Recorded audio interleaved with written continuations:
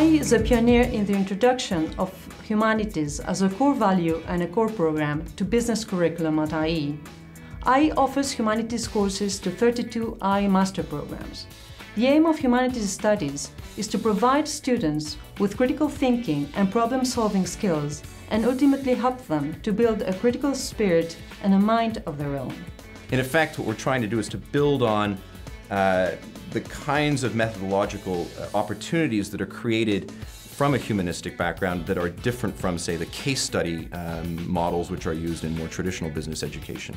And it's not that they replace it, it's more that we try to complement the case study method by giving them another set of critical tools. And the idea is that in this way, our students become more well-rounded and are able to actually harness a much wider skill set. What makes the humanities appealing to master students is that it helps to extend their view well beyond traditional business curriculum in order to foster their imagination, their creativity, their analytical skills, critical thinking, and the learning of different cultures and societies through the study of their history, the social organization, or the values that explain their behavior in the international arena.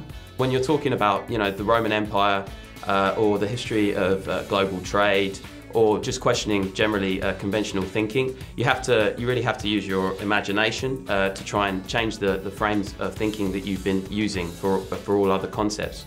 So that leads into the creativity. You really need to have to open up your vista and try and just go away from the way you've been thinking before.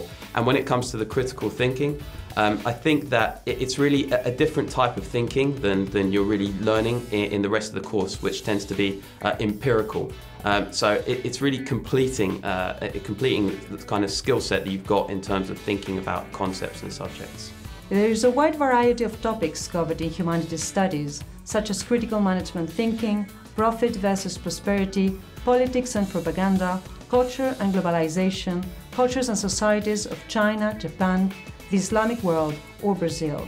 It was very interesting to see that it encouraged strongly class discussions. It allows you to exchange views, learn more about other people's ways of working and thinking depending on their academic or work experience. So one of the things we did in our class last year, for example, is we took the forward-looking strategic thinking of several large companies in a variety of different domains.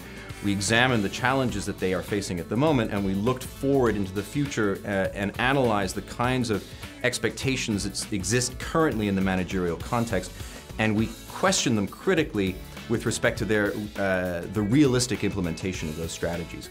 Our goal is to help our students to build a critical mind and a comprehensive outlook of today's world. It's just a way of having more robust analytical process and getting better decisions, better answers.